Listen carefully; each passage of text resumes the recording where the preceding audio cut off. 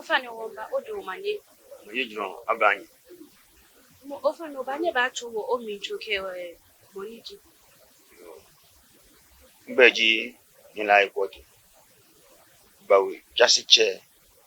miji ni adankwate koti bole ete no yakusuna teshono kecho kusun yebisam no ofane mene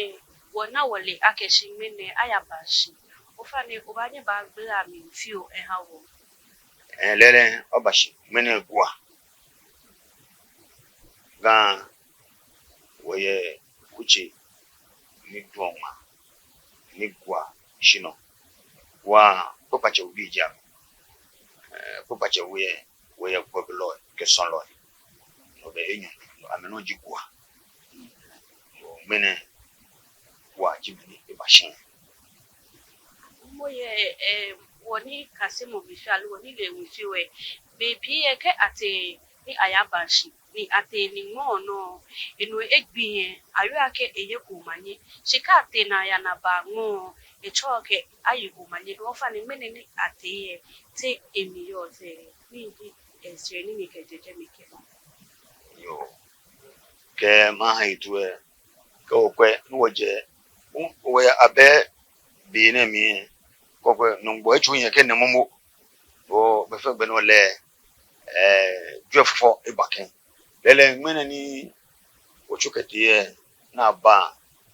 amane na boji no fe no yumanje beni chwanke ko no biye no fe no yumanje ejaga ha wona ke yemegbe shin umanye pe akaba chwanke ko no biye dwe foye chwanke kaka ble akagmawe shina ba wose uchi kaka ma ya ushpon rumuna bakwe efishishu yawo ofane ni mene ayafe na kankusuwe ofane me kusu ni chlano ni abafi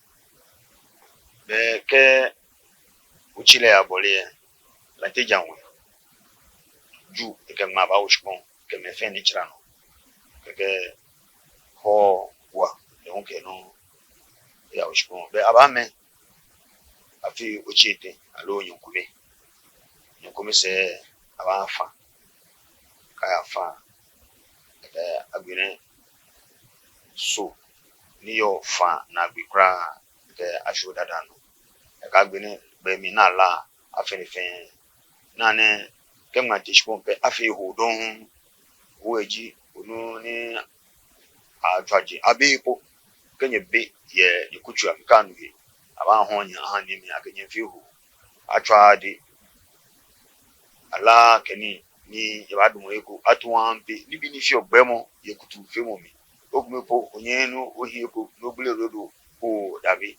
le mra ko bayi ya okusun chwanke alagbemi abafi po shiji wo cheme ke wo hanyumo ake afire ya bulpla iba robe afiene kuni akabi nyumbo faipamo alo akabi nyumbo pe ni jomo shurimo ni yo ke shuwa kama kusumi ofane ke oke abahwe odada shi ofa bani ba bla mi fio awo odada ji na afi huwe ayi mino ro ye gbese manche we gamanche ke mi ba mashi gbese manche ke chu baya ni abahwe no ka kebre kusun aka di bonu ocho ke no sa gbere mo fian wo banyini eyibi ke la twa ke bi fin ke di twa ampetu ke bi fin aka di bonu yo ofane ke achimana ye bie hime ni ya fe aye ko ni esho ni kejeje meke ya blo mo bani ba ya lo ye jeme fo bani ba che ekome awo ni esho chuchukwe keje osu ke ya shila ochwame na nyashi amotone ibere na kandon keje shula keje langba kabe shula alo keje langba kabe shula fin gadangbe jiwo wo mo fi kusun kenin shikaji alagbami yaga keje langba kabe shula fin eko meto peni lo jakule sawanke ya sawan le shi gano ke kule fanti udu pompi kofu kaswa be ya le shi gano shi ni ga musu sho le alagbami akaji mo le yo chuchu ele benaka chamoto ne acha ya ake choni ke kusude mo ofani ke achimana ne ke ni blomo ke ni bi eyano woye meni amenyo ni ke amenye na menu ake buko fe blomo ame ya lo ame ni bi esho be de nche ju ke ni bi ya ofani nye ye gbeton ko ni gbejano to ko ni nye fe ke ha ne ke ni bi ne be ne fe ni man bi ke ame aka wo mi taka bono biye sukwe sale ebenakai shi anake ke alagbami ne ke ubrahim kume ko fana no ni ameke ju futuo jufo achukwa ame amba agba mana me ko fi onten ona me ko fi onten keji alagbami ne ke amake wu amele je gameji ame ame yinu ni nege Ibrahim ni tioshi ni fio basa ke bi aje ko gbe ara ko me shi anake ye be ni ba hune ke atu na kan beja no me ko me ba chohi na me ke fitini do ishe ko atu ni ke beja no ne aje ba nyi hu shi mene telephone ye wo ke o eko no fi hu no aye no me na ke ha abatwa ko ni awa metu no agbede kucho fi hu ye asafo bi asfache ka asafo bi amambaba kamba basa amfe gidi ambaba bembe ko nupa ni amkame anachila ka lu amini biye na meke fi ohuwe ka keba akajibo ni yola none mo fani akine ho mo ni alio fa me otini kana lo me ji to ni kana ye amotone onyenwe yunu kucho akeja maiti shpon ni afama ka shuda da no no biete ni me ba trash ke ameke uti ni yo e fojra fiu do wa ni wabele hani onye she ko no ke ba man bi ke me ni yo man se se she yo mo fiu ni o pe jake onumu niji ofewo ko icho jasi che ni gbeji ni adan kwate ko tie ke she yo mo ha ke gan gamejo alo gadangbe we gakusum wo kusuni bo na ba shipe ma ba shipon ke ma ti shipon ku fimu bedon lo mo fia mo abomode ake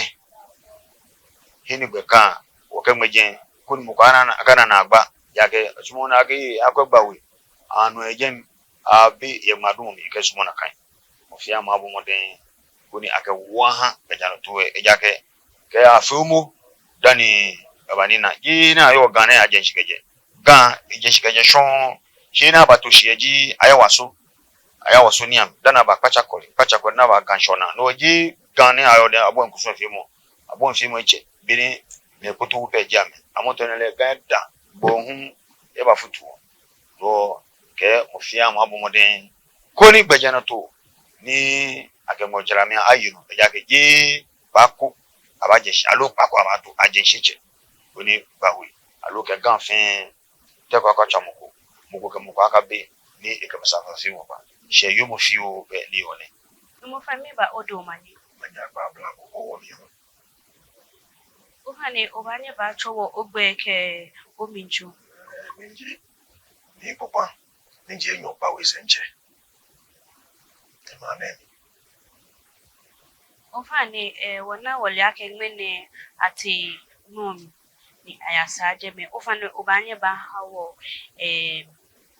saligba pio kecho benini biti ejeme ono bi eche lele to moni nja se fi echo yen wi we mo fe ni we da fie ke kusum be she achon hi afiona ne ba sho won no olele when what wa background say ke wala fe wono when no chie ba ku so ba na kanu no ke no ne kusum san wa fe o ke ma ya wo shipon o ba kwasashi o ke pwe mo mbia ma me ke fe na ka me fe amete ko mi amebe o ba ke o chie tenjo chie jo ya she ne di no ko bi e ame baba wa me bale mi o ba kwa ke no ni wote wo ka wo shipon de fe te lele kana nwa anye wo se woni no no ni e fe shi me ni twa ka fi ne ke je ble ma fi ne woni ble mi a wo le ya ke ben twa ke ni eni baba okay Mane aye me potini ameya momi alo mo fe mo nyoya. me ni ya ma mo mingi ulo mo ke wo wa wo yi shaba to la e pi na ka shi ka te e ko ye ble ma kusuna me ete 5 7 11 fe was an eko mi aka no ni ameya ni jaba aba to la cha me di me ni ba ya ma mo ni na mi a chukuso Mo fane oye she ko ni o ke ba ha ma bi alo shiwo ko. o shi woni manye nke ama mi pe ja ke wo fe wo yi wo mlano ke ji ale no le ko ya ke o mi no na fe nke chu ni ni o la yin abi ne abuto so mo chumi na mi lo oni biye e ba fi kwa ke be ta flache won jamoni je won jamoni won wo fi o e male mi ake agba kon ko ga me ke je ble ma ke je Israel gemba agba kon ni mene wo na kaso eji o do na fe ni wo na no no cha I ble ma bi enye yu ake ble ma kwa no acha no se wo yi Alright. you should have enye yu adon ke o dansa di ba